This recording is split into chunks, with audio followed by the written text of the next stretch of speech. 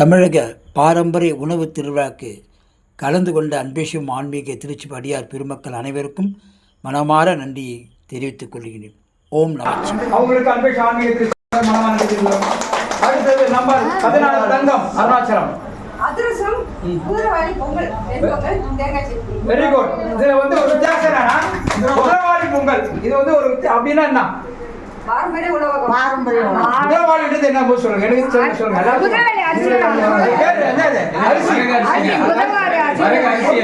தெரியும். குதிரைவாலி என்பது அரிசியோட பேரு. அரிசியோட பேரு குதிரைவாலி. அதுல செய்யற ஒரு பொங்கல் குதிரைவாலி பொங்கல். அதிரசம் அனைவரும் தெரியும். பரவாயில்ல, நிறைய போட்டு உண்மையில 50 பேருக்கு செய்யற மாதிரி கொண்டு வந்துருக்காங்க. மகிழ்ச்சி தெரியுது. அடுத்தது நம்பர் 14 சாந்தா. பானகம் ரெண்டு செட் கம்பங்கூழ்.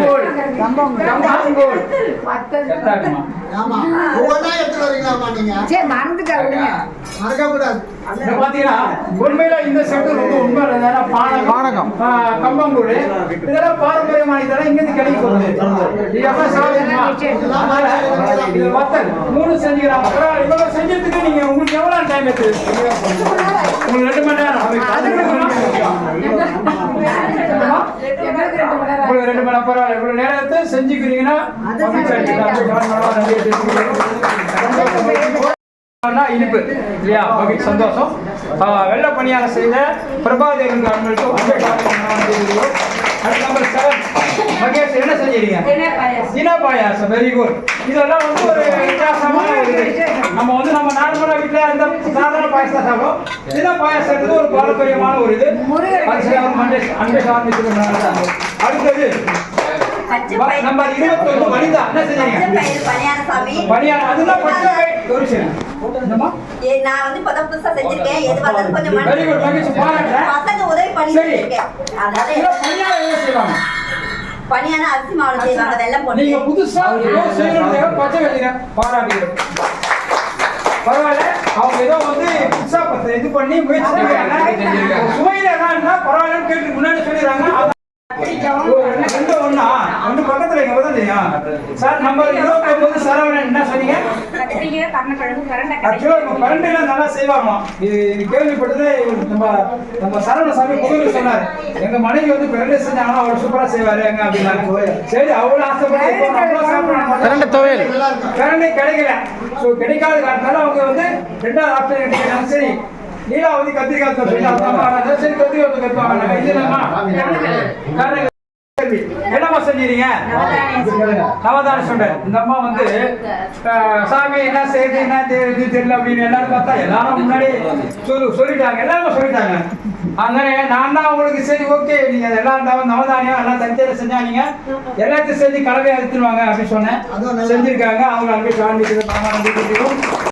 செஞ்சீங்க. நம்ம பால் கொழுக்கட்டை. Very good. பால் கொழுக்கட்டை வெள்ளையா இருந்தா ஒரு காரியம் இல்ல. சில ஒயிட்டா இருக்குமே, இதெல்லாம் கலரா இருக்கு. என்ன வெள்ளம் போட்டு பால் கொழுக்கட்டை. எதற்காக இந்த உணவு திருவிழா என்றால், இப்போல்லாம் வந்து நாம் சாப்பிடுகின்ற உணவானது ஆரோக்கியமான உணவாக இல்லை. காரணம், நாம் பயன்படுத்துகின்ற தானியங்கள், உணவு வகைகள், பொருட்கள் இவை எல்லாமே கலப்படம் நிறைந்ததாகும், மருந்துகள் கலந்ததாகவும் இருக்கின்றன. அப்போதெல்லாம் இயற்கையில் தயாரிக்கப்பட்ட உரங்களை கொண்டு பயிர்களை வளர்த்தார்கள். அதனால் பயிர்களும் நன்கு செழித்து ஆரோக்கியமாகவும் விளைந்தது. அந்த பொருள்களை நாம் உண்டதால் நோய் நொடியின்றி ஆரோக்கியத்துடன் நீண்ட நாட்கள் உயிர் வாழ்ந்தார்கள். ஆனால் இப்பொழுது அவ்வாறில்லை.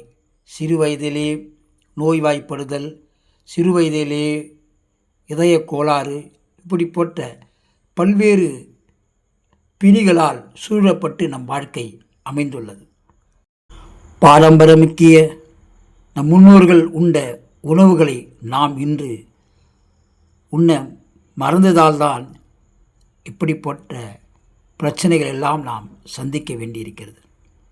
அதனால தான் இதை விழிப்புணர்வு ஏற்படுத்த வேண்டும் என்பதற்காக தான் அன்பேசியும் ஆன்மீக திருச்சபையானது அடியார் பெருமக்களுக்கும் மற்றும் அனைவருக்கும் இது போய் சேர வேண்டும் என்பதற்காக தான் பாரம்பரியமான அந்த உணவு திருவிழாவை அன்பேசியும் ஆன்மீக திருச்சபை செய்தது.